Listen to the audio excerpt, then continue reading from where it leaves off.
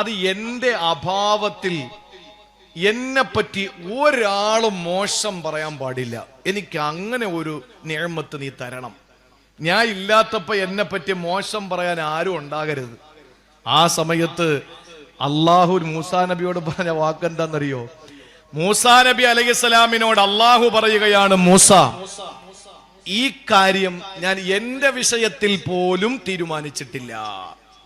എന്റെ വിഷയത്തിൽ പോലും ഞാൻ ഇങ്ങനെ ഒരു നിലപാടെടുത്തിട്ടില്ല. എന്നിട്ട് അള്ളാഹു പറയുന്നു, ഖലഖ്തുഹും, ഞാനാണ് സർവ്വജനങ്ങളെ സൃഷ്ടിച്ചത്. അല്ലേ? അള്ളാഹു അല്ലേ ലോകത്തുള്ള എല്ലാവരും സൃഷ്ടിച്ചത്? അർസുഖുഹും, ഞാനാണ് ഇവർക്ക് ഭക്ഷണം കൊടുക്കുന്നത്. അല്ലാതെ സിവിൽ സപ്ലൈസ് മന്ത്രിയാണോ നമുക്ക് ഭക്ഷണം തരുന്നത്? നമുക്ക് ഭക്ഷണം തരുന്നത് ഭക്ഷ്യവകുപ്പ് മന്ത്രിയാണോ? നമുക്ക് ഭക്ഷണം തരുന്നത് കേരളത്തിന്റെയോ കേന്ദ്രത്തിന്റെയോ ആരെങ്കിലും മന്ത്രിമാരാണോ? ഒരാളുമല്ല. റാസിഖ് അല്ലാഹുവാണ്.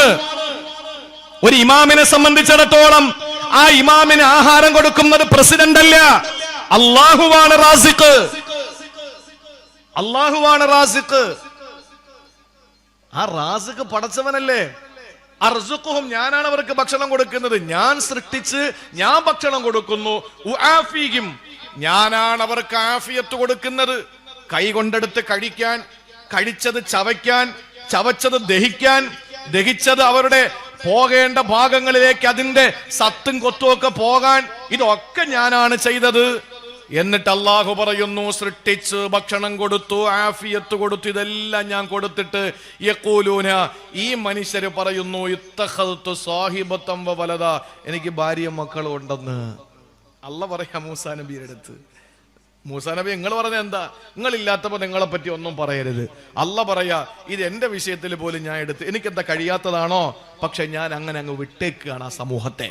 ഞാൻ സൃഷ്ടിച്ചു, ഭക്ഷണം കൊടുത്തു, ഞാൻ എല്ലാം ചെയ്തു കൊടുത്തു. പക്ഷേ ഞാൻ എന്നെ പറ്റി അവര് പറയുന്നത് എനിക്ക് ഭാര്യയും മക്കളും ഉണ്ടെന്നാണ്. എന്നിട്ട് അള്ളാഹു താല പറഞ്ഞ എന്താണെന്നറിയോ?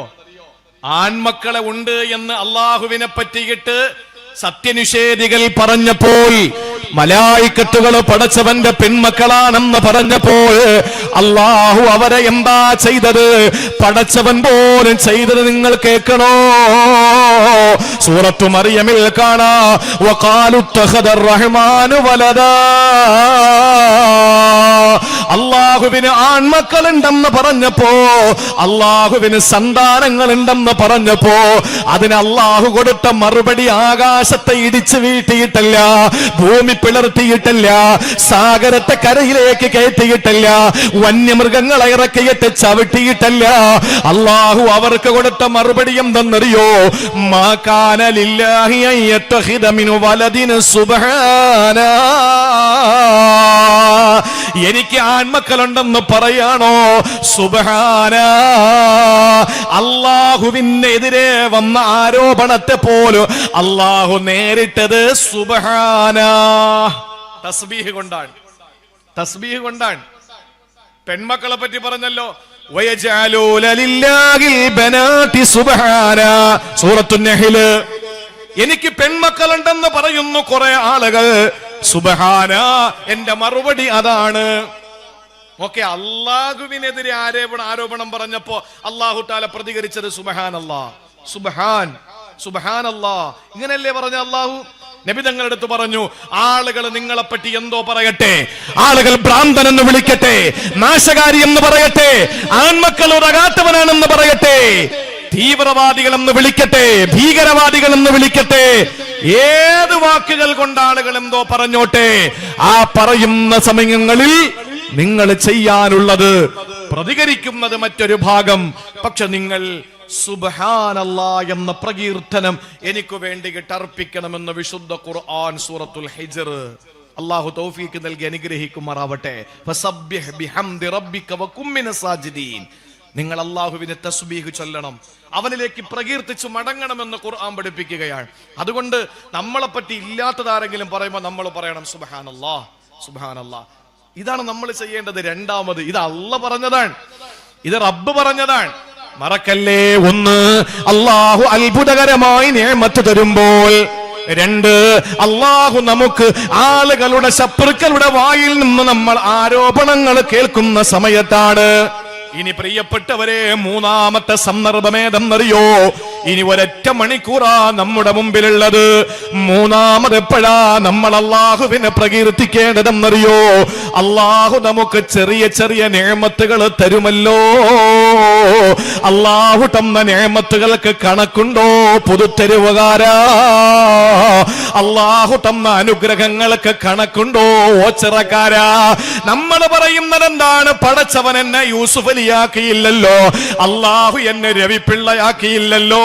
ചിലര് പറയുന്നു എന്നെ അംബാനിയും അദാനിയും ആക്കിയില്ലല്ലോ. അൽഹംദുലില്ലാ, അതിന് 1000 വട്ടം അൽഹംദുലില്ലാ ഈ കള്ളന്മാരെ പോലെ ആവാതിരിക്കാൻ. ഏത് അദാനി അംബാനി?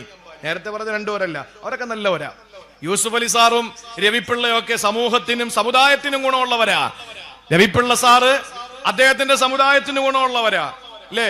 സമൂഹത്തിന് ഗുണമുള്ളവരാണ്. യൂസുഫ് അലി സാറ് മുസ്ലിമിനും ഹിന്ദുവിനും ക്രിസ്ത്യാനിക്കും എല്ലാവർക്കും നാടിനും ഒക്കെ ഗുണമുള്ളവരാ. പക്ഷേ ലാസ്റ്റ് പറഞ്ഞ രണ്ടെണ്ണം അറിയാലോ, നമ്മുടെ ഒക്കെ എല്ലാം കട്ട് മുടിച്ച് എല്ലാം കുട്ടിച്ചോറാക്കി പോയ വലിയ വലിയ. തൊട്ടടുത്താണല്ലോ കായംകുളം കൊച്ചുണ്ണി എന്ന് പോലും പറയാൻ പറ്റൂല. അത് പണക്കാരനെ പിടിച്ചിട്ട് പാവങ്ങൾ കൊടുത്തതാ. ഇത് പാവങ്ങളെ പിടിച്ചോണ്ട് പോയിട്ട് സ്വന്തം അനുഭവിച്ചുകൊണ്ടിരിക്കുന്നവരാ. നിങ്ങൾ നോക്ക്, അല്ല നമുക്കൊന്നും തന്നില്ല എന്ന പരിഭവം ആർക്കാ ഉള്ളത്? ഓച്ചിറയിൽ പൂത്തെരുവിൽ ആർക്കാ അങ്ങനെ ഒരു പരിഭവം ഉള്ളത്? ഒരു മനുഷ്യൻ രാത്രി കിടക്കാൻ നേരത്ത് തൊട്ടപ്പുറത്തെ വീട്ടിലേക്ക് നോക്കി ജാലകത്തിലൂടെ. നമ്മൾ അങ്ങനെയാണല്ലോ, കരണ്ട് പോയാലും നമ്മൾ നോക്കുന്ന അപ്പുറത്തെ വീട്ടിൽ ഉണ്ടോന്ന. കരണ്ട് പോയാൽ നമ്മക്കറിയേണ്ടത് എന്താണ്? സത്യസന്ധമായി നിങ്ങളൊന്ന് ചിന്തിച്ചു നോക്കിയേ. കരണ്ട് പോയാൽ നമ്മൾ നോക്ക് അപ്പുറത്തുണ്ടോ? എന്താ കാര്യം? അപ്പുറത്തില്ല. അൽഹംദുലില്ലാ. എന്തൊരു മനുഷ്യരാ നമ്മൾ. ഒന്നാലോചിച്ച് നോക്കിയേ. കറണ്ട് ബില്ല് വന്ന് അതും കൊണ്ട് പെണ്ണ് ഓടും. ഈ കറണ്ട് ബില്ല് അങ്ങോട്ട് കിട്ടിയ അപ്പോഴെ താത്ത ഓടുന്നത് അപ്പുറത്തെ വീട്ടിലാണ്. നിനക്കെത്ര അടി ബില്ല്? 1 രൂപ കൂടുതലാണെങ്കിൽ അൽഹംദുലില്ലാ, എന്തൊരു സന്തോഷമാണ്. നമുക്ക് കൂടിയതും കുറഞ്ഞതൊന്നും പ്രശ്നമല്ല, നമ്മളെക്കാളും കൂടിയത് അവർക്കാണല്ലോ. പക്ഷെ ആ ഒരു മനസ്ഥിതി മക്കൾക്ക് റിസൾട്ട് വരുമ്പോ ഇല്ല. മോന് പ്രോഗ്രസ് കാർഡും കൊണ്ട് വന്നു, അല്ലെങ്കിൽ റിസൾട്ട്, പരീക്ഷയുടെ എക്സാമിന്റെ റിസൾട്ട് വന്നു, ആ റിസൾട്ട് കൊണ്ട് അപ്പുറത്ത് പോടി. എത്ര മാർക്ക്? അവള് പറയാ 49, 50. ഇപ്പോഴും അങ്ങനെ തന്നെയല്ലേ? അള്ളാഹു അല 50-ന് 49. ഇപ്പൊ എല്ലാം A+. ഇപ്പൊ ഒന്നും മാർക്കൊന്നും അറിയാൻ പറ്റൂലല്ലോ. 50-ന് 49. നമ്മുടെ കുട്ടിക്കോ 48 ഉള്ളെങ്കിൽ ആകെ വിഷമായി. ഒറ്റ മാർക്ക് അവന് കൂടിയത്. നമ്മൾ എന്നിട്ട് ചെന്നിട്ട് എടുത്തിട്ട് അങ്ങോട്ട് അടിക്കുകയാണ് കുഞ്ഞിനെ. എന്താടാ നീ 1 മാർക്ക് കുറച്ച് കളഞ്ഞത്?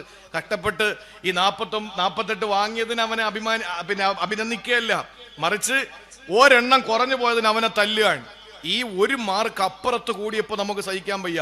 ഈ ഒരേ മാർക്ക് അല്ലെങ്കിൽ 1 അക്കം കറണ്ട് ചാർജിൽ അപ്പുറത്ത് കൂടിയപ്പോഴോ നമുക്ക് ഭയങ്കര സന്തോഷം. അതാ നമ്മൾ, അത്രയും വലിയ വിശാല മനസ്സാണ് നമുക്കുള്ളത്. ഒരു മനുഷ്യൻ ജാലകം തുറന്നു നോക്കിയിട്ട് അപ്പുറത്തെ വീട്ടുകാരനെ നോക്കിയിട്ട് കിടക്കാൻ നേരത്ത് പറഞ്ഞെന്താന്നറിയോ? അല്ലാഹുവേ അഫ്ഖർതനി വഅഗ്നൈത ഫുലാന, നീ എന്നെ ഫഖീറാക്കി അവനെ സമ്പന്നനാക്കി. എന്താ പടച്ചോനെ നീ ഇങ്ങനെ? നീ എന്നെന്താ അങ്ങനെ ദരിദ്രനാക്കിയത്? അവനെ വലിയ സമ്പന്നനാക്കിയല്ലോ. ഇത് പറഞ്ഞപ്പോൾ ആ മനുഷ്യന് ഉറക്കം വരികയാ. ആ മനുഷ്യന് ഉറക്കത്തിലേക്ക് വഴുതി വീണു. സുബ്ഹാനല്ലാഹ്. ഉറക്കത്തിൽ ആ മനുഷ്യന് സ്വപ്നം കാണുകയാ. സ്വാലിഹായ ഒരു മനുഷ്യൻ അയാളുടെ അടുത്തെത്തുകയാ. എന്നിട്ട് ചോദിക്കുന്നു, സഹോദരാ, നിന്റെ കണ്ണ് കൊടുക്കുന്നുണ്ടോ? 100,000 ദീനാർ, 1,00,000 ദീനാർ തരാം. 100,000 ദീനാർ നിനക്ക് തരാം. ആ കണ്ണിങ് തരുവോ? ഈ മനുഷ്യൻ പറഞ്ഞു, ഏതു മനുഷ്യൻ? എന്നെ ദരിദ്രനാക്കി അവനെ സമ്പന്നനാക്കിയ റബ്ബേ, നീ കാണിച്ചത് അനീതിയല്ലേ എന്ന് രാത്രി ചോദിച്ചിട്ട് കിടന്ന മനുഷ്യനോട് വന്ന സാലിഹായ മനുഷ്യൻ ചോദിച്ചു, ആ കണ്ണ് കൊടുക്കുന്നുണ്ടോ? 1,00,000 ദീനാർ തരാം. കൊടുക്കൂല. എന്നാൽ ആ കാതിങ് തരുവോ? ഇല്ല. നാവ് തരുവോ? തരൂല. തലമുടി മുതൽ കാലിന്റെ തള്ളവിരലിന്റെ നഖം വരെ ചോദിച്ചു. 1,00,000 തരാം, 1,00,000 തരാം, 1,00,000 തരാം. എത്ര രൂപയായി കൂട്ടി നോക്ക്. ആ അപ്പുറത്തെ വീട്ടുകാരനേക്കാൾ സമ്പന്നനാകും. ഇപ്പൊ പക്ഷെ ഈ മനുഷ്യന് ഓരോന്ന് ചോദിക്കുമ്പോഴും പറയും കാണാൻ പറ്റൂലല്ലോ, കേൾക്കാൻ പറ്റൂലല്ലോ, മിണ്ടാൻ പറ്റൂലല്ലോ, തിന്നാൻ പറ്റൂലല്ലോ, നടക്കാൻ പറ്റില്ലല്ലോ, അതുകൊണ്ട് ഞാൻ തരില്ല തരില്ല തരില്ല.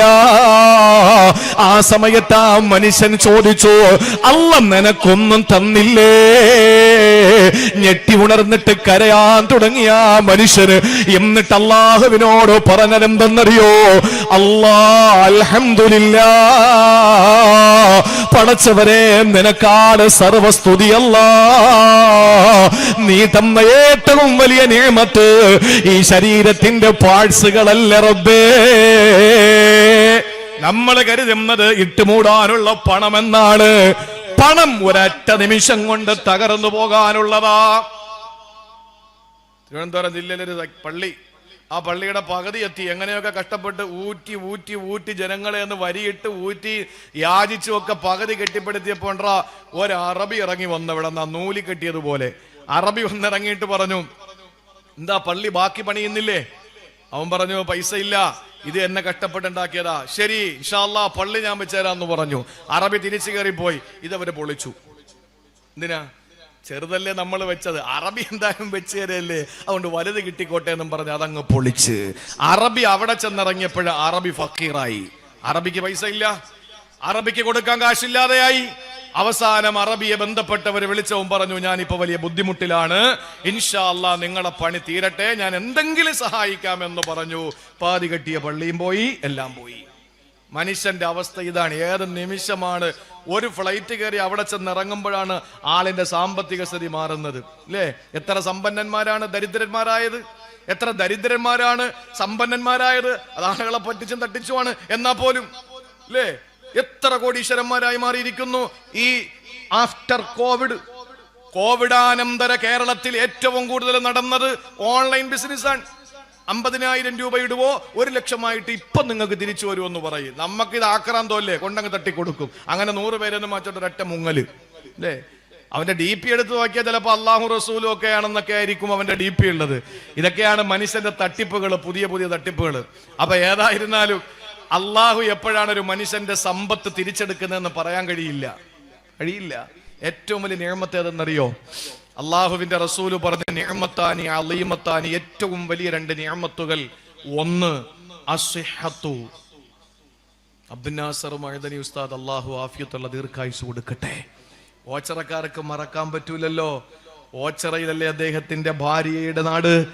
ഓച്ചറയിലെയും പരിസര പ്രദേശങ്ങളിലും ധാരാളം പ്രസംഗിച്ചിട്ടുണ്ടല്ലോ മഅദനി. ആ അബ്ദുൽ നാസർ മഅദനി ഒരു കാലഘട്ടത്തിൽ അദ്ദേഹം പ്രസംഗത്തിന് വന്നാൽ ആ വരുന്നതിൽ 60% ആളുകളും വരുന്നത് പ്രസംഗം കേൾക്കാനല്ല, അദ്ദേഹത്തിനെ ഒന്ന് കാണാനാണ്. അത്രയും വലിയ സൗന്ദര്യം, അദ്ദേഹത്തിന്റെ വാക് സാമർഥ്യം, ആകാര വടിവ്, ആകാര സൗട്ടവം, അദ്ദേഹത്തിന്റെ ആ കരങ്ങൾ, അദ്ദേഹത്തിന്റെ ചുണ്ടുകൾ, അദ്ദേഹത്തിന്റെ ദാടി, ഇതൊക്കെ കാണാൻ വേണ്ടി ഒരുമിച്ച് കൂടിയ ആളുകൾ. ഇന്ന് ആ മനുഷ്യന്റെ കോലം എന്താണ് ആലോചിച്ച് നോക്കിയേ. ഒരു സദസ്സിൽ വന്നാൽ ഏറ്റവും കുറഞ്ഞ 5000 പേരെങ്കിലും ഒരുമിച്ച് കൂടും. ആ നിലയിൽ അദ്ദേഹം വെളുക്കുന്നത് വരെ സുബഹി വരെ പ്രസംഗിച്ചാൽ ആ സുബഹി വരെയും കേട്ടുകൊണ്ടിരിക്കാൻ ആളുകൾ. മൈക്കടക്കി ഓഫാക്കേണ്ടി വന്നാൽ മൈക്ക് മാറ്റിവെച്ചിട്ട് ഇരിക്കുന്നവരെ കേൾക്കാൻ വേണ്ടി ഉച്ചത്തിൽ സംസാരിക്കാനുള്ള ആ ശബ്ദം അല്ലാഹു കൊടുത്ത വലിയൊരു മനുഷ്യൻ. ഇതെല്ലാം അല്ലാഹു കൊടുത്ത നിഅമത്തുകളാണ്. ആ നിഅമത്തുകളെല്ലാം അല്ലാഹു തആല അദ്ദേഹത്തിന് കൊടുത്തപ്പോൾ ഈ 2024 ഫെബ്രുവരി മാസം 4-ാം തീയതി അദ്ദേഹത്തിനെ ഒന്ന് ചെന്ന് കാണുകയോ എറണാകുളം മെഡിക്കൽ ട്രസ്റ്റിൽ പോയി കാണുകയോ അല്ലെങ്കിൽ ഫോൺ ചെയ്തിട്ട് ചോദിക്കണം ഏറ്റവും വലിയ നിഅമത്ത് ഏതാണ് എന്ന് മഅദനി ഉസ്താദിനോട് നിങ്ങൾ ചോദിച്ചാൽ അബ്ദുൽ നാസർ മഅദനി ഉസ്താദ് പറയുന്ന മറുപടി, എനിക്ക് ഒരു 15 തുള്ളി മൂത്രം പോകലാണ് ഏറ്റവും വലിയ നിഅമത്ത് എന്ന് അദ്ദേഹം പറയും. നിലവിൽ 5-10 തുള്ളിയേ മൂത്രമുള്ളൂ. അപ്പൊ ഒരു 15 തുള്ളി പോയി കിട്ടിയെങ്കിൽ അൽഹംദുലില്ലാ, അല്ലാഹ് തരുന്ന ഏറ്റവും വലിയ നിഅമത്ത് അതാണെന്ന് പറയും. അത്രയും വലിയ അനാരോഗ്യം ആലോചിച്ച് നോക്കിയേ. നമ്മളിപ്പോ പറയും കുറച്ച് പൈസ എന്തായാലും പണിയൊക്കെ കഴിഞ്ഞാൽ പിന്നെ ഈ തുമ്പി പോകും പോലെയാണല്ലോ വണ്ടികൾ പോവുക ഹൈവേയിൽ. അപ്പൊ അതിന്റെ ചാരത്ത് ഓരത്ത് എവിടെയെങ്കിലും ഒരു ചെറിയ കടമുറിയൊക്കെ കിട്ടിയെങ്കിൽ കൊള്ളാം എന്നൊക്കെ നമ്മൾ ഇങ്ങനെ പറയും. പക്ഷേ വീടിന്റെ ഉള്ളറകളിൽ മരണസമാനമായ കിടപ്പറയിൽ കിടക്കയിൽ കഴിയുന്ന ഏതെങ്കിലും ഒരു മനുഷ്യന്റെ അടുത്ത് ചെന്നിട്ട് ചോദിക്കണം ഏറ്റവും വലിയ നിഅമത്തേതാ? ആ മനുഷ്യൻ പറയും, എനിക്ക് ഹൈവേയുടെ ഓരത്തൊരു കെട്ടിടമല്ല, എനിക്ക് ബാങ്ക് ബാലൻസുകളല്ല, എനിക്ക് എഴുന്നേറ്റ് ചെന്ന് ആരുടെയും സഹായം ഇല്ലാതെ മൂത്രം ഒഴിച്ചിട്ട് തിരിച്ചുവിടെ വന്ന് ചുരുണ്ടുകൂടി കിടക്കാൻ പറ്റുന്ന ഒരു ആരോഗ്യം, അതാണ് ഏറ്റവും വലിയ നിഅമത്തെന്ന് പറയും. അല്ലാഹുവിന്റെ റസൂല് പറഞ്ഞു, അസ്വഹത്തു, ആരോഗ്യമാണ് ഏറ്റവും വലിയ അനുഗ്രഹം. വൽ ഫറാഉ, ഒഴിവ്, ഫ്രീ ടൈം. ഈ അടുത്ത സമയത്ത് കാസർഗോഡ് നിന്ന് ഇങ്ങോട്ട് വരുമ്പോ ഒരു പ്രഭാഷകൻ, അദ്ദേഹം എന്നോട് പറയുന്നു, അദ്ദേഹത്തിന്റെ പള്ളിയിലാണ് ഒരു സൂപ്പർ സ്റ്റാറിന്റെ, ഒരു സെലിബ്രിറ്റിയുടെ ഉമ്മയുടെ മയ്യത്ത് കൊണ്ടുവന്നത്.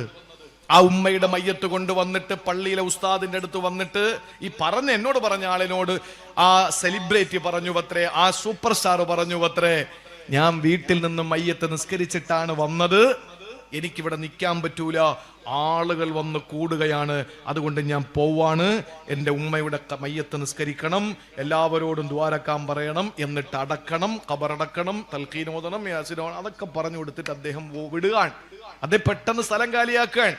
സ്വന്തം ഉമ്മയുടെ മയ്യത്ത് നിസ്കാരത്തിനും മയ്യത്ത് അടക്കുന്നതിനും അടക്കത്തിന് ശേഷം സൂറത്തുൽ മുൽക്ക് ഓതുന്ന ടൈം അവിടെ ഒന്ന് നിന്ന് അവിടെ സൂറത്തുൽ മുൽക്ക് ഓതാനും ആ ഉമ്മ എല്ലാവരും പിരിഞ്ഞു പോകുമ്പോ കാലിന്റെ ചുവട്ടടികൾ അങ്ങോട്ട് മാറുന്ന സന്ദർഭത്തിൽ രണ്ട് മലക്കുകൾ വരുന്നതിന് തൊട്ടു മുമ്പ് ഉമ്മ എല്ലാം പറയണേ എന്ന് പറഞ്ഞിട്ട് നന്നായിട്ടൊന്ന് സലാം പറഞ്ഞു പോകാൻ ആ മകന് പറ്റാത്ത നിലയിൽ ബിസിയാണ്. അദ്ദേഹത്തിന്റെ കുഴപ്പമല്ല, കുറവല്ല, അദ്ദേഹം അത്രയും വലിയ പോപ്പുലറാണ്, അത്രയും വലിയ ജനകീയനാണ്. ആ ഒരു അവസ്ഥയിൽ നിന്ന് മാറിയിട്ട് അള്ളാഹു ഒരു മനുഷ്യന് ഫ്രീ ടൈം കൊടുത്താൽ ആരും നമ്മളെ ശ്രദ്ധിക്കാനില്ല. മക്കളെ സ്കൂളിൽ കൊണ്ടുവന്നാക്കുന്നു, മക്കളെ ആശുപത്രി കൊണ്ടുപോകുന്നു, ഭാര്യ പിന്നെ ആശുപത്രി കൊണ്ടുപോകുന്നു, ഉമ്മായെ കൊണ്ടുവന്ന് അവിടെ ആക്കുന്നു, വാപ്പായെ കൊണ്ടുവന്ന് ഇവിടെ ആക്കുന്നു, ഈ തട്ടുകടയിൽ പോയിരുന്നൊരു ചായ കുടിക്കുന്നു. ഇതൊക്കെ നമുക്ക് ഫ്രീ ആണെങ്കിൽ ആരും നമ്മളെ ശല്യം ചെയ്യാനില്ലെങ്കിൽ നിങ്ങളൊന്ന് ആലോചിച്ച് നോക്കിയേ. പണ്ടാരോ എഴുതിയത് കണക്ക് ആരാധകരുള്ളവർ പുറത്തിറങ്ങാറില്ല. അദ്ദേഹം പറയാ, ഏറ്റവും വലിയ ആരാധകരുള്ളത് ദൈവത്തിനാണ്, അതുകൊണ്ട് ദൈവത്തെ ഇതുവരെ ആരും കണ്ടിട്ടില്ല ദൈവത്തെ. ശരിയല്ലേ? ഏറ്റവും കൂടുതൽ ആരാധകരുള്ള ദൈവമല്ലേ? ആ ദൈവത്തെ ആരെങ്കിലും കണ്ടിട്ടുണ്ടോ? കാണാൻ പറ്റൂല. കാരണം ആരാധകരെ കൊണ്ട് മൂടുകയാണ് എന്ന് അദ്ദേഹം പറഞ്ഞു. നമ്മുടെ വിശ്വാസം അതല്ല.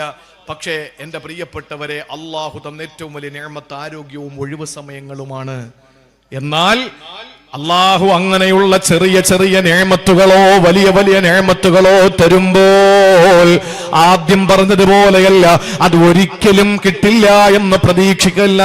ഏറ്റവും കൂടുതൽ ഒരിക്കലും പ്രതീക്ഷയില്ലാത്ത നിഅമത്താണ് ആദ്യം പറഞ്ഞത്. ഇനി മൂന്നാമത് പറയുന്ന സന്ദർഭം അള്ളാഹു തരുന്ന നിഅമത്തുകളാ. അള്ളാഹു സൂറത്തുൽ വാഖിയയിലൂടെ ചോദിക്കുന്നൊരു ചോദ്യമുണ്ട്. എന്താണെന്നറിയോ? അള്ളാഹ് ചോദിക്കുകയാണ്, അഫറഅയ്തും മാ تمنون أنتم تخلقونه أم نحن الخالقون.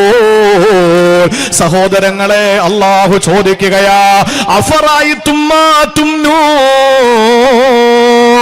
അൻതും തഖ്ലുഖൂനഹു അം നഹ്നുൽ ഖാലിഖൂൻ.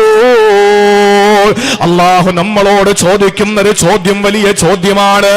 ഏ മനുഷ്യ, അഫറഅയ്തും മാ തുംനൂൻ, രേതസ്കണത്തെ പറ്റി നിങ്ങളുടെ അഭിപ്രായം എന്താ? ബീജത്തുള്ളിയെ പറ്റി നിങ്ങളുടെ നിലപാടെന്താ? അൻതും തഖ്ലുഖൂനഹു അം നഹ്നുൽ ഖാലിഖൂൻ. ആ ബീജത്തുള്ളി നിങ്ങളാണോ പടച്ചത്, ഞാനാണോ പടച്ചത്? പ്രിയപ്പെട്ടവരെ, ചോദിക്കുന്നത് പടച്ചവനല്ലേ? ഒരു തുള്ളി ബീജത്തിൽ നിന്നാണല്ലോ നമ്മൾ ഉണ്ടായത്.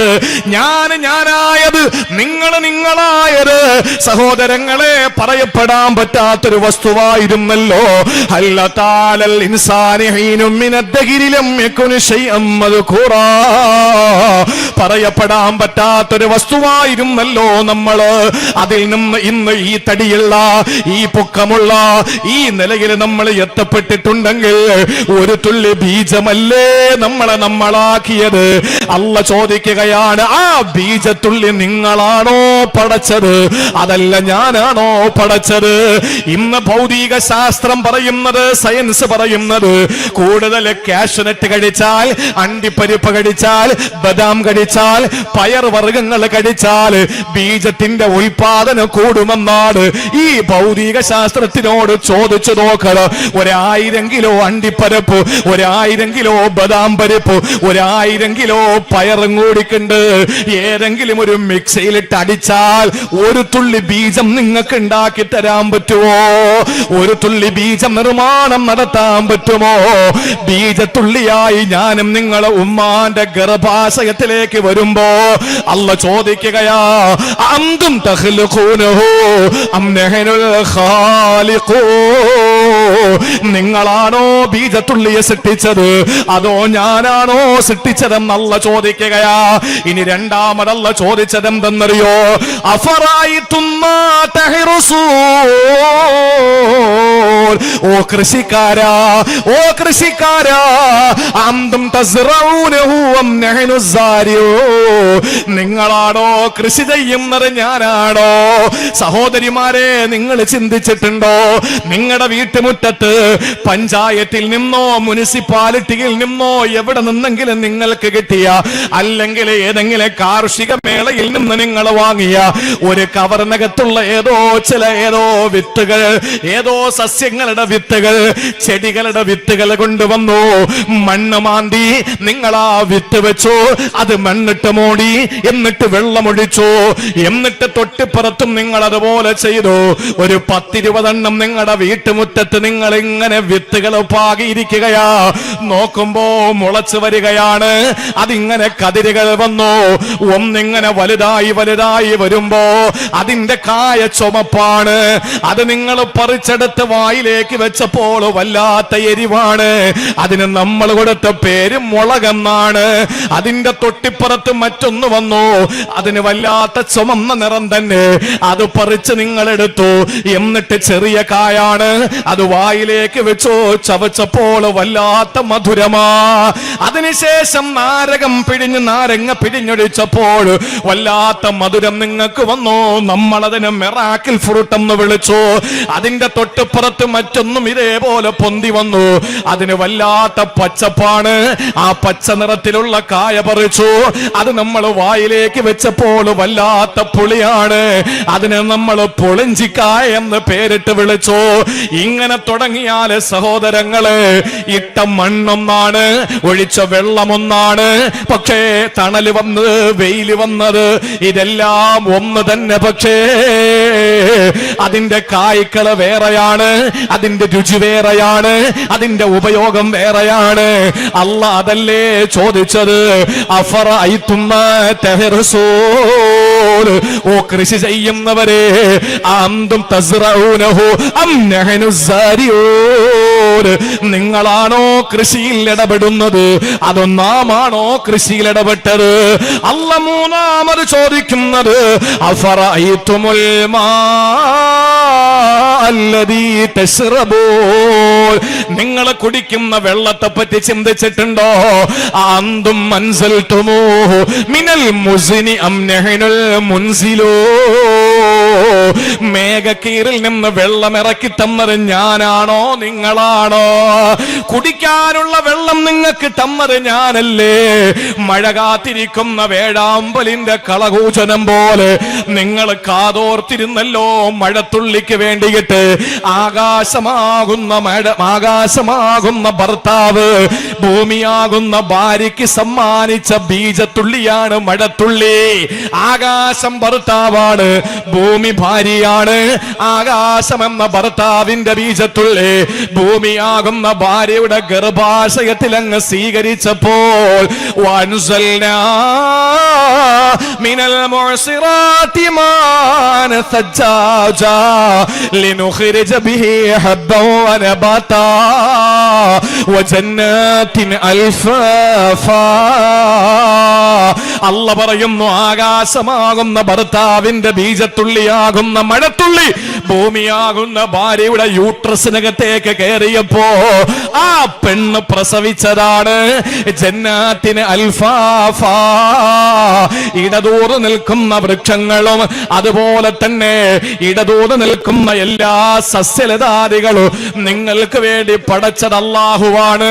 അത് ഉൽപ്പാദിച്ചത് മഴത്തുള്ളിയിൽ നിന്നാണ്. അല്ല ചോദിക്കുന്നു, നിങ്ങളാണോ ഈ മഴ പെയ്യിപ്പിച്ചത്? ആണോ? അല്ല. അല്ല തന്ന നിഅമത്തുകളിൽ 3, ഇനി 4 കേട്ടോ.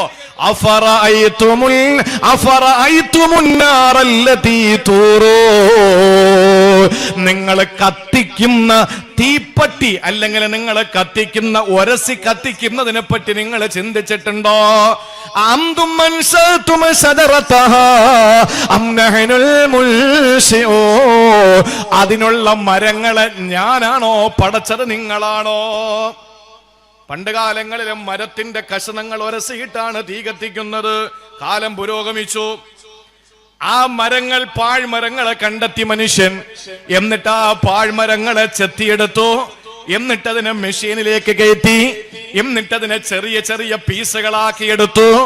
എന്നിട്ട് പ്രത്യേകമായ കാന്തം, ഈ ശാസ്ത്രം കണ്ടുപിടിച്ച ഈ വലിയ പുരോഗമന കാലത്ത് ചെറിയ ചെറിയ കാന്തത്തിന്റെ അംശങ്ങൾ ആ ചെറിയ ചെറിയ കമ്പുകളിലെ ചെറിയ ചെറിയ കൊള്ളികളിലെ അഗ്രഭാഗത്ത് ഘടിപ്പിച്ചു.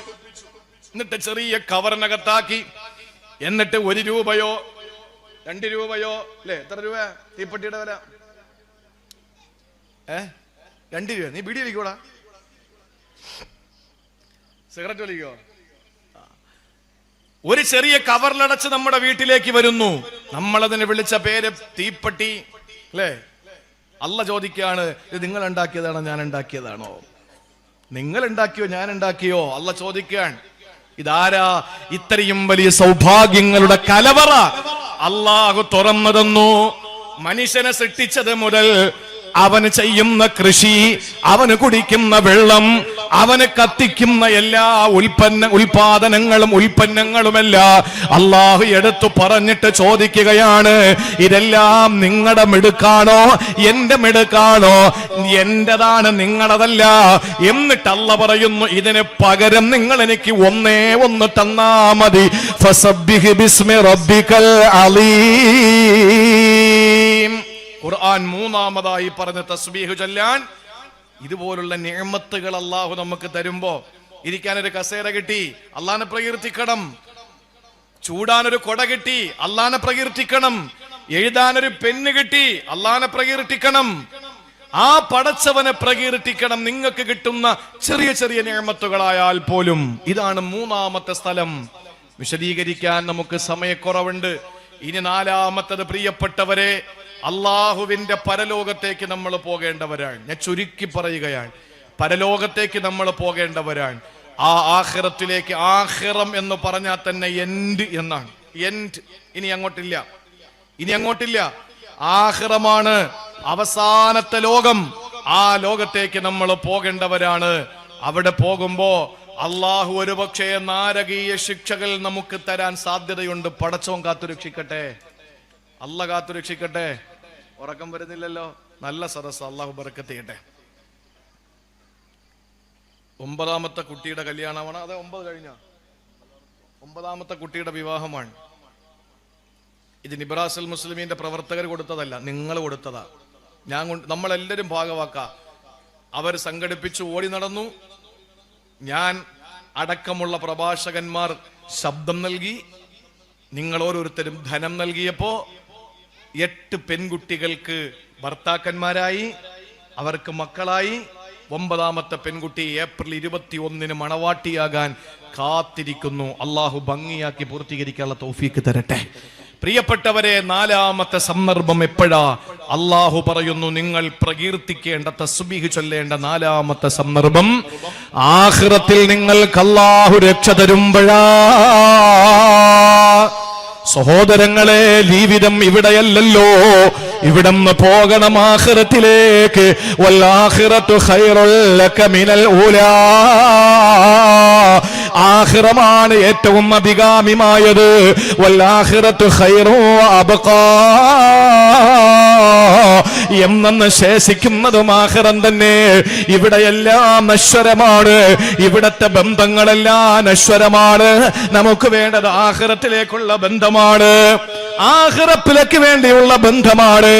ഇവിടെ മരിച്ചാ തീരുന്നതാണ്. ഇവിടെ മരിച്ചാ തീരുന്നതാണ്. അല്ലേ? അമ്പും വില്ലും എത്ര അടുപ്പത്തിലാണെങ്കിലും അമ്പ് ലക്ഷ്യസ്ഥാനത്തെത്തണമെങ്കിൽ വില്ലിനോട് വിട പറഞ്ഞേ മതിയാവൂ. ദുനിയാവ് അങ്ങനെയാണ്. ആഖിറമോ? ആഖിറം അനന്തമാണ്. ആഖിറത്തിൽ ശിക്ഷിക്കപ്പെടുന്ന ഒരു സമൂഹമുണ്ട്, നമുക്കറിയുമല്ലോ. ഇവിടെ ഇസ്ലാമിനെതിരെ കുതിര കയറിയവർ, ഇവിടെ ആദർശത്തിന്റെ ശത്രുക്കളായവർ, ഇവിടെ അള്ളാന്റെ ദീനിനെ അധിക്ഷേപിച്ചവര്, ഇവിടെ അക്രമം കാണിച്ചവര് നാളെ വരുന്ന കോലം എങ്ങനെയെന്നറിയോ? വഅമ്മാ ഇൻ കാന മിനൽ മുകദ്ദിബീനല്ലാലി.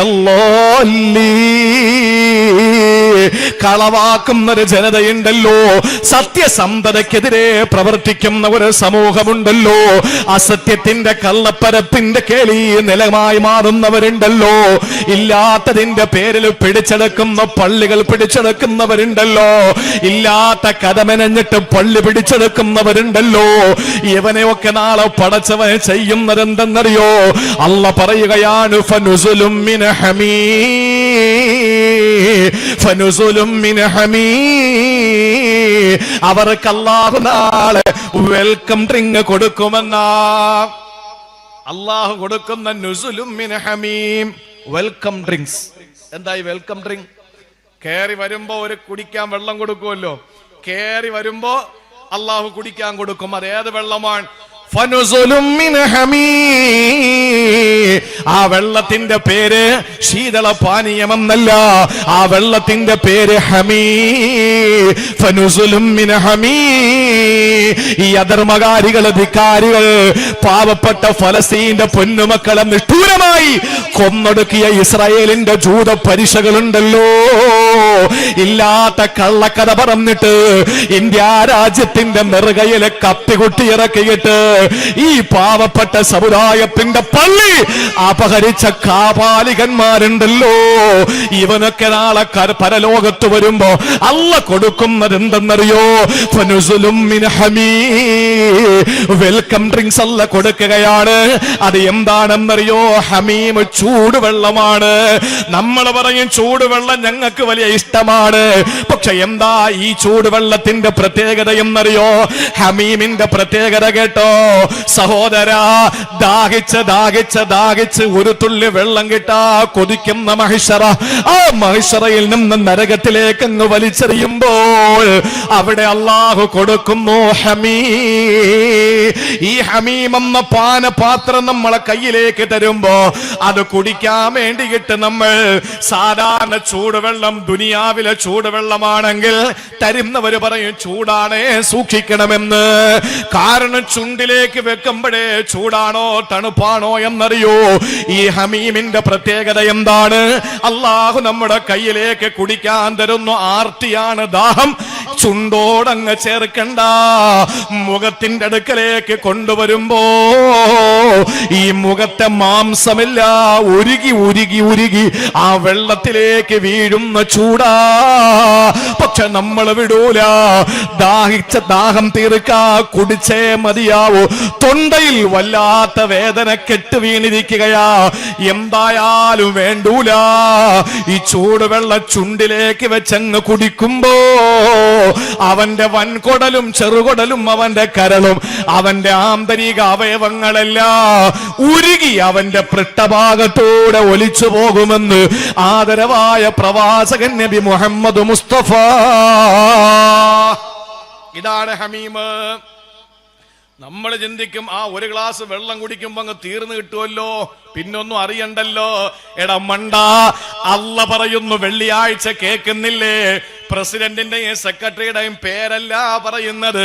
സുഹഫി ഇബ്രാഹിം വ മൂസ എന്ന് പറയുന്ന അവസാനം പറയുന്ന ഇബ്രാഹിം മൂസ എന്ന് പറയുന്ന പള്ളിയുടെ ഖജാൻജിയും സെക്രട്ടറിയല്ല. ഇബ്രാഹിം നബിയുടെയും മൂസ നബിയുടെയും ഏടിലുണ്ട്. എന്താണ് അതിന് മുമ്പല്ല പറയുന്നത്? സുമ്മ ലാ യമൂതു ഫീഹാ വലാ യഹ്യാ, സുമ്മ ലാ യമൂതു ഫീഹാ വലാ യഹ്യാ. അവിടെ ജീവിതവുമില്ല മരണവുമില്ല. എന്ത് പറ്റി സൈബിന്? ഇന്ന് 5-6 കത്തായല്ല. പൈസേ? ശരി.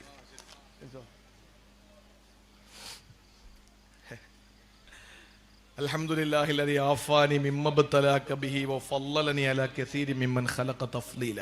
എപ്പോഴും പറയണം, നമ്മൾ ആരും മിടുക്കന്മാരൊന്നുമല്ല. പള്ളി ദറസിലൊക്കെ പഠിച്ചുകൊണ്ടിരുന്ന ആളാ. നല്ല ശബ്ദമൊക്കെയാ. ഒരു വീഴ്ചയില്ലാന്ന് പറയപ്പെടുന്നു. അദ്ദേഹത്തിന്റെ എല്ലാ ലെവലും പോയി. അള്ളാഹു ശിഫ നൽകട്ടെ.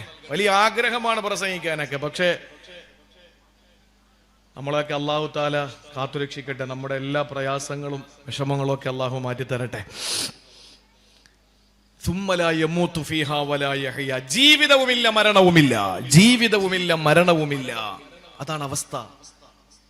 എന്ന് പറഞ്ഞാൽ ഒരു ഗ്ലാസ് വെള്ളം കുടിച്ച് എല്ലാം കൂടെ ഉരുകുമ്പോൾ വീണ്ടും അള്ളാഹു താല ശരീരം തരും, വീണ്ടും കുടിക്കാൻ പറയും. ആലോചിച്ച് നോക്കിയേ, അത് എത്ര നാളാ? ഒരു 5 കൊല്ലം കഴിയുമ്പോ നിൽക്കോ ഇല്ല.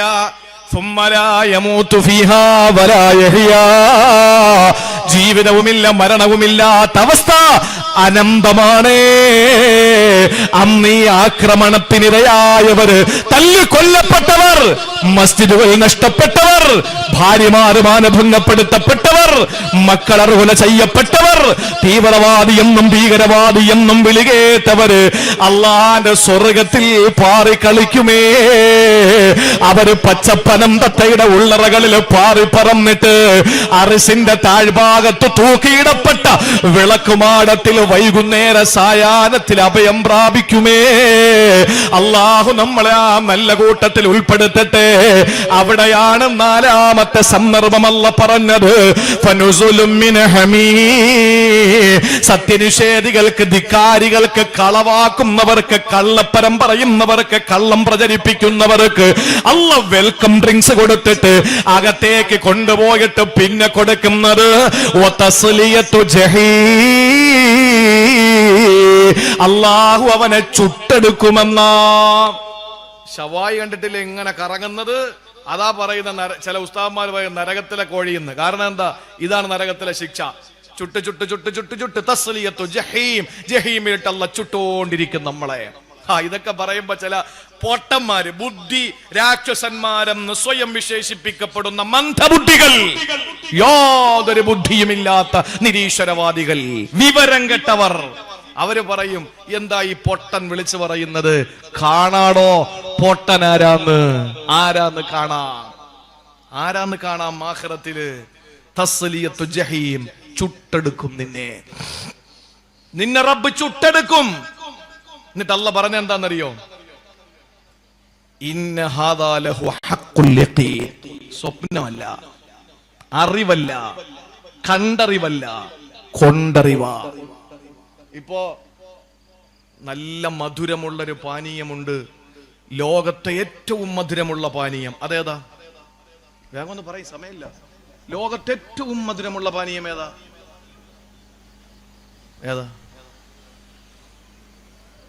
കള്ള. ലോകത്തെ ഏറ്റവും മധുരമുള്ള പാനീയം. ഹൗലുൽ കൗസർ സ്വർഗത്തിലാണോ ഭൂമിയിലാണോ? സ്വർഗത്തിലല്ലേ? അല്ലെങ്കിൽ ആഖിറത്തിലാണെന്ന് കൂട്ടിക്കോ. അത് ആ ലോകം വേറൊരു ലോകമാണല്ലോ. ആ ഹൗലുൽ കൗസറിന്റെ മഹത്വം പറഞ്ഞത് എന്താ? അഹ്ലാ മിനൽ അസലി. തേനിനേക്കാൾ മധുരമാണ്. തേനിനപ്പുറത്ത് എന്തെങ്കിലും മധുരമുള്ളത് ലോകത്തുണ്ടായിരുന്നെങ്കിൽ അള്ളാഹു അതല്ലേ പറയുള്ളൂ. അപ്പൊ ഏറ്റവും വലിയ പാനീയം മധുരമുള്ളത് ഏതാ? തേന്. 6 അറകളുള്ള കൂടിൽ അല്ലാഹു തആല അത്ഭുതകരമായി അതിന് കഴിവ് കൊടുത്ത് നിർമ്മിക്കുന്ന തേൻ, മണിക്കൂറിൽ 29 കിലോമീറ്റർ സഞ്ചരിക്കാനുള്ള പ്രാപ്തിയുള്ള എന്നാൽ ദിവസം ദൈനംദിനം 4 കിലോമീറ്റർ സഞ്ചരിക്കുന്ന 1 ഗ്രാം തേനുൽപാദിപ്പിക്കുന്നതിന് 100 പുഷ്പങ്ങളിൽ ചെന്നിരിക്കേണ്ടി വരുന്ന 100 ഗ്രാം തേനുൽപാദിപ്പിക്കുന്നതിന് 2500 യാത്രകൾ ചെയ്യേണ്ടി വരുന്ന പുഷ്പങ്ങളിൽ മാത്രം കഴിയുന്ന അള്ളാഹു അനുഗ്രഹിച്ച ഒരധ്യായം തന്നെ അവതരിപ്പിക്കുകയും 68, 69 എന്ന 2 സൂക്തങ്ങളിലൂടെ അള്ളാഹു താല വാചാലമായി ജനങ്ങൾക്ക് ശമനമുള്ള ഔഷധം വർണ്ണ വൈവിധ്യ നിറങ്ങളിൽ വർണ്ണശബളമായ കളറുകളിൽ അള്ളാഹു താല അതിന്റെ പള്ളയിൽ നിന്ന് ജനങ്ങൾക്ക് വേണ്ടിയിട്ട് തികട്ടി വെക്കാൻ അള്ളാഹു 6 അറകളുള്ള കെട്ടിടം നിർമ്മിച്ചിട്ട് അതിനുവേണ്ടി സൗകര്യം ചെയ്തിട്ടുണ്ട് എന്ന് പരിചയപ്പെടുത്തിയ തേൻ. ആ തേൻ തുള്ളി നല്ല മധുരമാണെന്നൊക്കെ പറഞ്ഞാൽ നിങ്ങളെ കൃത്യമായിട്ട് നിങ്ങൾക്ക് അത് മനസ്സിലാവും. കാരണം അതിന്റെ പേര് ഇൽമുൽ യഖീൻ എന്നാണ്. അറിവ്, യാഥാർത്ഥ്യത്തെ സംബന്ധിച്ചിട്ടുള്ള അറിവ്. ഞാൻ നിങ്ങളോട് ഇങ്ങനെയൊക്കെ പറഞ്ഞതിന് ശേഷം പോക്കറ്റിൽ നിന്നൊരു ചെറിയ കുപ്പി എടുത്തിട്ട് കാണിച്ചിട്ട് പറഞ്ഞു, ഇതാണ് ഞാൻ ആ പറഞ്ഞ തേൻ. നിങ്ങളത് കണ്ടു. അതിന്റെ പേര് ഐനുൽ യഖീൻ എന്നാണ്. ഏത്? കണ്ടറിവ്. പക്ഷെ അപ്പോഴും പൂർത്തിയായില്ല. ഓരോരുത്തർ വരാൻ പറഞ്ഞു. എല്ലാവരും വന്നു. കൈവെള്ളയിൽ ഓരോ തുള്ളി ഞാൻ ഇറ്റിച്ചു തന്നു. നിങ്ങൾ നാവ് കൊണ്ട് ഒപ്പിയെടുത്തു. നിങ്ങൾക്കതിന്റെ മധുരം മനസ്സിലായി. അതിന്റെ പേരാണ് കൊണ്ടറിവ്, ഹഖുൽ യഖീൻ. അതിന്റെ പേരാണ് ഹഖുൽ യഖീൻ. അതാണ് ഖുർആൻ പറഞ്ഞത്, തസ്ലിയത്തു ജഹീം, ചുട്ടെടുക്കുകയും നുസുലം മിൻ ഹമീം, കയറി ചെല്ലുമ്പോൾ ചൂടുള്ള വെള്ളം നിങ്ങൾക്ക് തരികയും ചെയ്യുന്ന നരകത്തിന്റെ ശിക്ഷ. ആ ശിക്ഷ ഇന്നഹദാ ലഹു ഹഖുൽ യഖീൻ, അത് നിങ്ങൾ കൃത്യമായി കൊണ്ടറിയും നിങ്ങൾ. എന്നിട്ടല്ല പറയുകയാണ്, ആ ഒരു ദുരവസ്ഥ വരാതെ അള്ളാഹു ഈമാൻ നൽകി അനുഗ്രഹിച്ച മുഅ്മിനീങ്ങളെ, ഫസബ്ബിഹ് ബിസ്മി റബ്ബിക്കൽ അലീം, പടച്ചവന് വേണ്ടി പ്രകീർത്തനങ്ങൾ നടത്തിക്കോ. സുബ്ഹാനല്ലാഹ്, സുബ്ഹാനല്ലാഹ്. എത്ര അനുഗ്രഹീതനാണ് പടച്ച തമ്പുരാൻ. ഞാൻ നാലാമത്തെ ഭാഗവും അവസാനിപ്പിക്കുകയാണ്. മറന്നു പോകരുത്, 5-ാമതിന് ഒരിടമുണ്ട്. അല്ലാഹ് ഖുർആനിലൂടെ തസ്ബീഹ് ചൊല്ലാൻ പറഞ്ഞ 5-ാമത്തെ ഭാഗം എവിടെയെന്നറിയോ? പ്രിയപ്പെട്ട സഹോദരങ്ങളെ, 5-ാമത്തേത് അല്ലാഹു നമുക്ക് കൊച്ചു കൊച്ചു സന്തോഷങ്ങൾ തരുമല്ലോ. നമ്മുടെ പ്രിയപ്പെട്ടവരെ നമ്മളെ ഒന്ന് വിളിക്കുമ്പോൾ, നമ്മുടെ പ്രിയപ്പെട്ടവരെ നമ്മളൊന്ന് കാണുമ്പോൾ, ആ പ്രിയപ്പെട്ടവരുടെ സന്ദേശം നമുക്കൊന്ന് വരുമ്പോൾ, ആ പ്രിയപ്പെട്ടവരെ നമുക്കൊന്ന് ലൈനിൽ കിട്ടുമ്പോൾ, ആ സമയത്തൊക്കെ നമുക്കുണ്ടാകുന്ന സന്തോഷം വല്ലാത്ത സന്തോഷമാ. നമുക്ക് നമ്മൾ ഇഷ്ടപ്പെട്ട ഒരാളെ കണ്ടുമുട്ടുമ്പോൾ വഴിയിൽ വെച്ച് കാണാനിടയായി, ആ സമയത്ത് നമുക്ക് വലിയ സന്തോഷമാണ്. ആ സന്തോഷം വരുന്ന സമയത്തും നമ്മൾ പ്രകീർത്തിക്കണമെന്ന അള്ളാഹുവിന്റെ ഹബീബിന് 3 ഘട്ടങ്ങൾ ഉണ്ടായിരുന്നു. എന്താ ഘട്ടമെന്നറിയോ?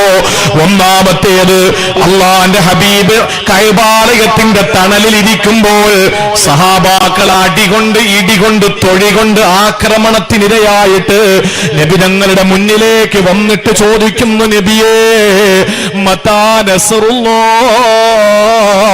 എപ്പോഴാണ് അല്ലാഹുവിന്റെ സഹായം വരുന്നത് റസൂലേ? ആ സമയത്ത് അല്ലാഹുവിന്റെ റസൂൽ പറഞ്ഞു, വരും സഹാബ, നിങ്ങൾ ധൃതി കൂട്ടല്ലേ, വലാകിന്നകും തസ്തഅജിലൂ, നിങ്ങൾ ധൃതി വെക്കല്ലേ, റബ്ബ് സഹായിക്കുമെന്ന് പറഞ്ഞവരെ ആശ്വസിപ്പിച്ചു. രണ്ടാമത് മക്കയുടെ കാലഘട്ടത്തിൽ മക്കയിൽ നിന്ന് ആട്ടി ഓടിക്കപ്പെട്ടതാണ്. പ്രിയപ്പെട്ടവരെ, മക്കയിൽ നിന്ന് ആട്ടി ഓടിക്കപ്പെട്ടു. എങ്ങനെയാ? അവസാന 2 റക്അത്ത് നിസ്കാരത്തിന് വേണ്ടിയിട്ട് പെർമിഷൻ ചോദിച്ചപ്പോൾ അതിനുപോലും അനുവാദം കൊടുക്കാതെ നബി തങ്ങളെ ആ പരിശുദ്ധ കഅബയുടെ തിരുമുറ്റത്തും നിന്ന് ആട്ടി ഓടിച്ചവര്. ഉമ്മയും വാപ്പയില്ലാതെ ജനിച്ച പ്രിയപ്പെട്ട പ്രവാചകൻ ഉമ്മ 6-ാമത്തെ വയസ്സിൽ വഫാത്തായപ്പോ സങ്കടങ്ങളും വിഷമങ്ങളെല്ലാം പറഞ്ഞത് കഅബാലയത്തിന്റെ മുറ്റത്ത് വന്നിട്ട് അല്ലാഹുവിനോടാ. ആ കരിമ്പടം പുറച്ച കറുത്ത സുമ്മരിയായ കഅബാലയത്തിന്റെ കരിങ്കൽ ഭിത്തിയുടെ ചുവട്ടില് ആ തണലിൽ ഇരുന്നപ്പോഴാ റസൂലുള്ളാഹി ഒരുപാട് കിനാവ് കണ്ടത്. അവിടെ ഇരിക്കുമ്പോഴാ ആ ഹിജ്ർ ഇസ്മായിൽ നിസ്കരിക്കുമ്പോഴല്ലേ കഴുപ്പിൽ അല്ലാഹുവിന്റെ ഹബീബിന്റെ കഴുപ്പിൽ കയറുകൊണ്ട് മുറുക്കി കൊല്ലാമെന്ന സത്യനിഷേധിയുടെ കയ്യിൽ നിന്ന് കയറ് പിടിച്ചു വാങ്ങിയിട്ട് സിദ്ദീഖ് റളിയല്ലാഹു അൻഹു ക്രിയാത്മകമായി ഇടപെട്ടത്. ആ കഅബാലയത്തിന്റെ മുറ്റത്ത് കിടക്കുമ്പോഴല്ലേ ഒട്ടകപ്പിന്റെ ചീഞ്ഞളിഞ്ഞ കുടൽമാല തലയിൽ കൊണ്ട് ചാർത്തിയത്. ഫാത്തിമ ബീവി തന്റെ കുഞ്ഞിളം കൈകൊണ്ട് വലിച്ചിറക്കിയത്. ഇങ്ങനെ 100 ചരിത്രങ്ങൾ ഉറങ്ങിക്കിടക്കുന്ന കഅബ അവിടെ നിന്ന് ആട്ടി ഓടിച്ചപ്പോൾ ഞാൻ 2 റക്അത്ത് നിസ്കരിച്ചോട്ടെ, പറ്റൂലപ്പറ്റോ മുഹമ്മദ് എന്ന് പറഞ്ഞ് ഉസ്മാൻ ഷൈബി ഓടിച്ചു.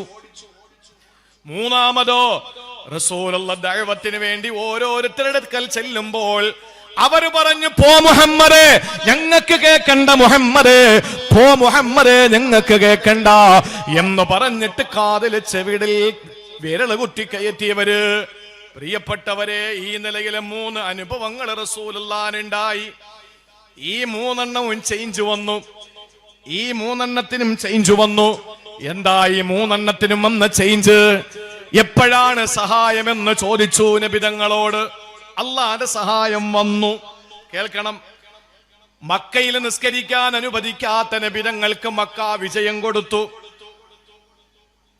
നബി തങ്ങളുടെ മുന്നിലെ നബി തങ്ങൾ ഓരോരുത്തരുടെ മുന്നിൽ ചെന്ന് ദഅവത്ത് നടത്തിയപ്പോ ചെവിയിൽ തള്ള വിരല് തിരികെ കയറ്റിയിട്ട്, ചൂണ്ടുവിരല് തിരികെ കയറ്റിയിട്ട് ഞങ്ങൾക്ക് കേൾക്കണ്ടെന്ന് പറഞ്ഞ് ഓടി ആളുകൾ ഇസ്ലാമിലേക്ക് ഒഴുകിയെത്തി. ശ്രദ്ധിച്ചോ, ഇങ്ങോട്ട് ശ്രദ്ധിച്ചോ പ്രിയപ്പെട്ടവരെ. അള്ളാഹുവിന്റെ പരിശുദ്ധമായ ദീനിലെ ജനങ്ങൾ ഒഴുകി വന്നു. അല്ല പറഞ്ഞതെന്താണ്? ഇദാ ജാ നസ്റുല്ലാഹ്, അല്ലാഹുവിന്റെ സഹായം നിങ്ങൾക്ക് വന്നാൽ, വൽ ഫത്ഹ്, മക്ക വിജയം വന്നാൽ, വറഅയ്തന്നാസ യദ്ഖുലൂന ഫീ ദീനില്ലാഹി അഫ്വാജാ, സംഘമായി ഇസ്ലാമിലേക്ക് ജനങ്ങൾ ഒഴുകിക്കൊണ്ടിരുന്നാൽ ഇത് അല്ലാഹുവിന്റെ റസൂലിന് സന്തോഷം നൽകുന്നതല്ലേ?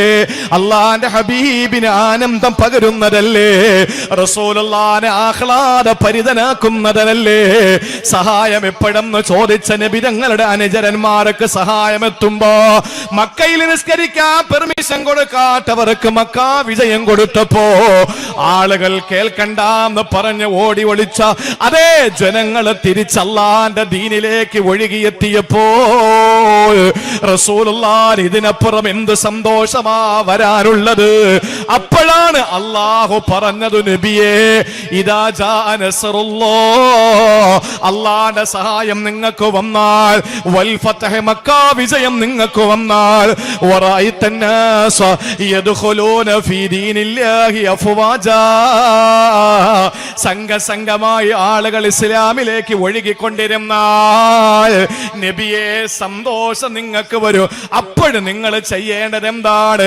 ഫസബ്ബിഹ് ബിഹംദി റബ്ബിക വസ്തഗ്ഫിർഹു ഇന്നഹു കാന തവ്വാബാ, നിങ്ങൾ അല്ലാഹുവിനെ പ്രകീർത്തിക്കണമെന്ന് വിശുദ്ധ ഖുർആൻ.